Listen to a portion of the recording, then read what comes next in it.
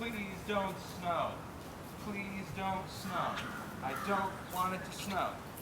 Please don't snow. Hi everyone, Anthony Fantano here, internet's busiest music nerd, and it's time for a review. Wzrd Wzrd. Wzrd is a new project fronted by rapper, singer, and multi-instrumentalist Kid Cudi. And it also involves Dot the Genius, a multi-instrumentalist and producer as well. And Dot is a guy that Cudi has worked with before, so this is definitely not the first time they've pulled material together. And what makes this side project so different, interesting, and worth talking about is that it's a real change in direction for Cudi. Cudi is known primarily as a rapper, and even though he's put out a couple albums so far, his releases have pretty much been labeled as being hip-hop. Even though consistently he's been a guy who has let other genres of music influence his stuff too. Because conceptually, this is really Cudi's and Dot the Genius's rock record. Now, rock music has been divided into a lot of different sounds and styles over the years, but I would like to think that no matter how fractured the world of rock gets, all of the best albums in the genre have one common characteristic. And that characteristic is fire, it's passion, it's just high intensity emotion. It's not a tangible thing, it's not really something that you can measure all that accurately with numbers, but you know it's there when you hear it. You hear it in the guitar leads that Jimi Hendrix plays on the opening to Purple Haze. You can hear it in Joe Strummer's voice, his voice that's sounding so breathy, just gasping for breath on the track London Calling. And you can hear it in the build-up and the impact of the hard, heavy, distorted guitar chords on the Nirvana track Lithium. Passion that when you hear it, you just get sucked in, you lose control. It's that passion that has made rock music such an important force over the years. And this kind of passion, or any kind of passion, is exactly what Wzrd is missing. 11 tracks and absolutely no fire. My issue is that Wzrd is trying to relive these rock sounds with absolutely no guts whatsoever. And it's sad because the album actually has a really good intro with these just rumbling synthesizers and these dark, muddy guitar leads. I thought I was gonna hear like this combination of progressive synth rock and doom metal for some reason. But then this programmed drum machine beat comes in and it actually sounds pretty good. It's an epic combination. But the album drops hard after that track with High Off Life.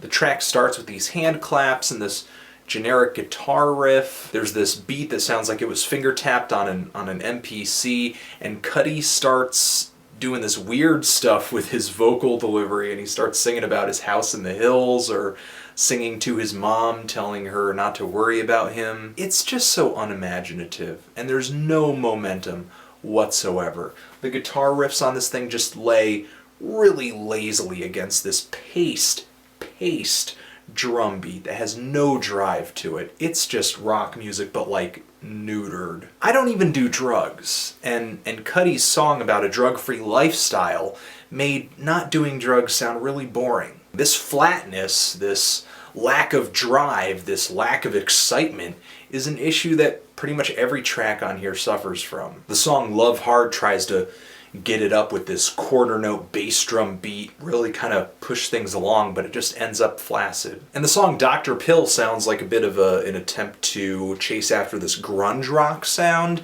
and the message behind the song is fine, kind of talking about prescription drugs and people expecting them to fix their problems. But Cudi's vocal delivery just kind of ruins it. It feels so ridiculous, and he's just going rah, rah, rah, rah, rah. It sounds like something he heard on another record, but then he just figured he could do it on this record and it would work, even though he's putting zero energy into it. I gotta say, on this record, Cudi does not sound like a guy who has put out 2 albums and been featured by T.I. and Jay-Z and Kanye West. Instead, he just sounds like a random dude who listened to a bunch of Nirvana and Blur and then said, I've got to make a rock album. But in this album's sort of defense, not every track on here tries to rock.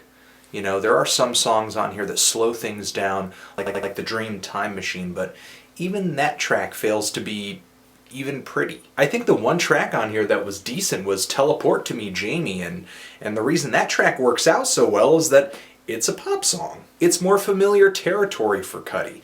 This really introspective song, it's a little sad, a little forlorn, it's about a relationship, but it just stops short of being fantastic, and I think partially that's because of Cudi's voice. I never thought I would say this, but I don't think Cudi is that great of a singer. And the reason I feel like I never thought I would say this is because out of all the rapper singers out there today, I thought he was one of the better ones. Whenever he would sort of take a break from his rapping to sing, he was much more on pitch than most rappers who attempted singing. His voice had some personality to it too, but not enough to hold an entire album on his own, I guess. Take The Hook from High Off Life, for example. His voice just sounds really strained, really all over the place on that song, and it's just smothered in distortion to cover it up. The problem becomes kind of even more obvious when you take a track like Where Did You Sleep Last Night, which is an old traditional folk song, but this version of it seems to be pretty heavily inspired by the Nirvana version of the song. I don't want to say Cudi's voice is worse here than it is on the rest of the album, but the fact that it's not that great combined with the drum machine beat and just the muddy guitar and the really plain bass line, it sounds like something I would hear pumping out of the PA of a local bar during karaoke night. Some of the lyrics on this thing really make me cringe too, and I really didn't find much of anything that appealed to me on this record. It's definitely something for the fans. Definitely for the fans. Kind of feeling like a strong 2 to a light 3 on this record, but what did you guys think about this thing? Did you love it? Did you hate it? Why? And what should I review next? Anthony Fantano, Wzrd, forever.